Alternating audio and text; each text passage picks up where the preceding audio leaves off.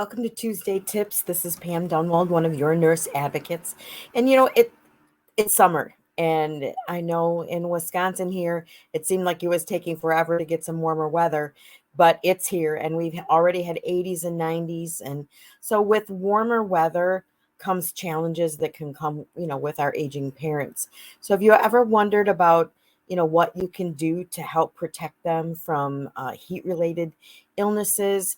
At this time of year, I can tell you from my previous years of working in the emergency room, this is a notorious time for people with congestive heart failure, chronic obstructive lung disease to wind up in the emergency room because it gets so hot. And oftentimes there, you'd be surprised how many of our seniors, don't have air conditioning. So if you ever wondered about what some things you can do, we're going to talk about that today. So first, I'd like to share just a few statistics. This actually comes from the CDC, and it is kind of staggering.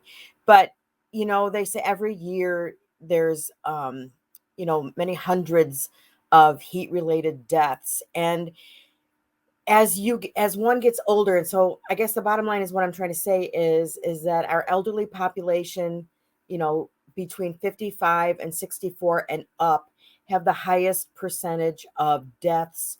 Next to even the next highest category is 45 to 54-year olds, and then our infants are in there as well.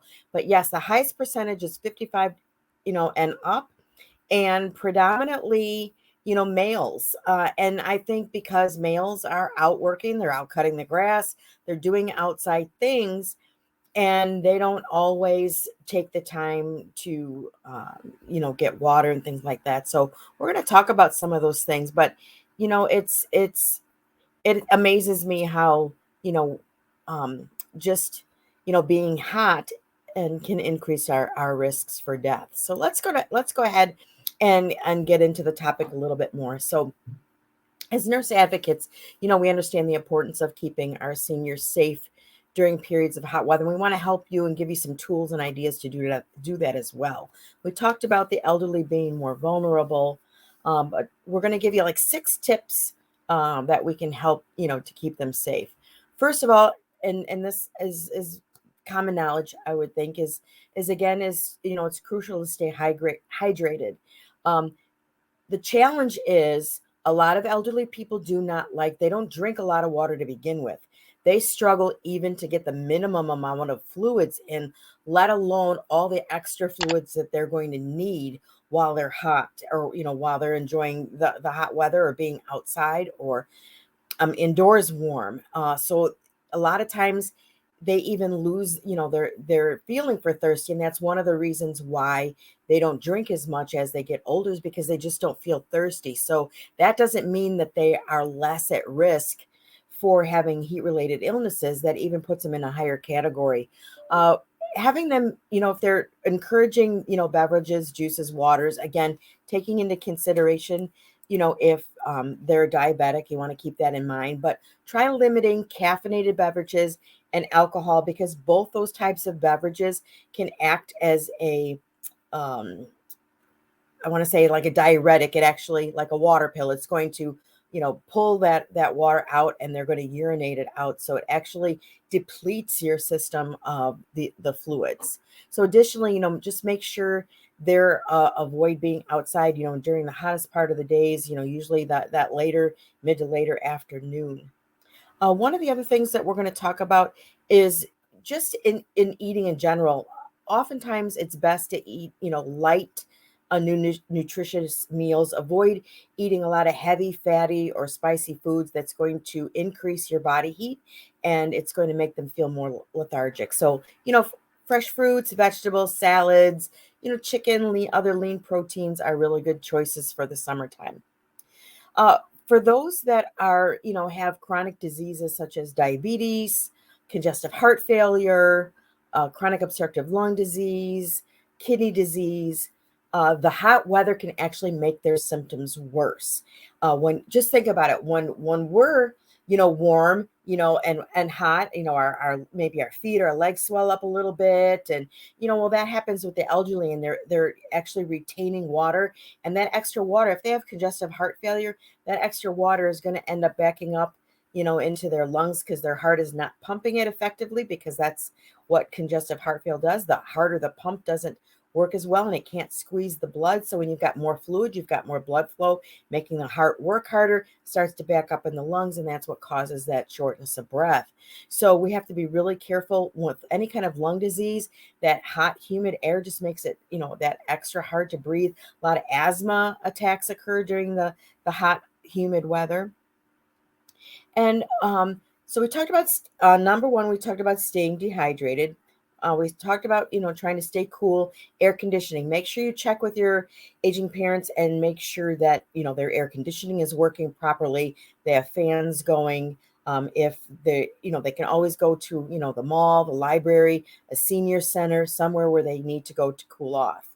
Number three is dress appropriately, light clothing, light layers, loose clothing, lightweight fabrics to help, keep you cool, and also protect your skin. Sunscreen, hat, sunglasses, maybe a long sleeve light shirt. Those are going to help because their skin is so much more thin, so much more fragile, and so much more prone to damage from the sun. Number four, planning outdoor activities. So if you have to do your gardening, mowing the lawn, do that. You want to do that early in the morning or later in the evening as the sun's going down when it's cooler outside, so that you're not exposed to all that heat. I had a patient share with me that he says, yeah, I was out on the riding mower for a few hours and I wasn't really thirsty. And I didn't realize, when I came in that I was hot, I was feeling sick, nauseated. Well, and that's some of the symptoms of, heat exhaustion. And so it's important to plan for those outdoor activities. Number five, be aware of heat-related symptoms. Heat exhaustion and heat stroke are the two main heat-related illnesses. Both can be serious and life-threatening if not treated. Dizziness, headache, nausea, confusion, rapid heart rate. We'll go into kind of the specifics here. I'm just going to let me clarify this for you. The heat exhaustion is the least of the two serious ones of the two heat-related illnesses. Heat stroke is actually extremely life-threatening. So you want to make sure that you're calling 911, temperature of 103, and nausea, vomiting, those kinds of things are going to be really, really important, to watch for. And let's go on to number 6. Number 6 is just how us as adult children can help, our aging parents. So help them keep from over strenuous activities would be the last and the 6 final things. And we talked a little bit about that before with the mowing the lawn, but you want to make sure that they are drinking a lot, taking breaks. Maybe they mow the lawn in 2 or 3, time periods of time versus one whole thing at a time. So number 1, stay indoors during the hottest part of the day. Number 2, wear loose fitting light clothing. 3, stay hydrated, fluids, stay away from caffeinated beverages and alcohol when it's really hot. Avoid overexertion. Use air conditioning if possible. Look at resources, senior center, library, malls, if you need to cool off. And please seek medical attention if experiencing any symptoms of dizziness, confusion, fever, 103. We talked about headache or nausea. So these are real important to know. So that is going to wrap up our Tuesday tips, and we're going to have some more summertime tips coming up in the near future. So we will see you on the forum, speaking out on the care of aging parents. Stop by, join our forum, come in and spend some time with us, and we will see you next week for Tuesday tips. Take care.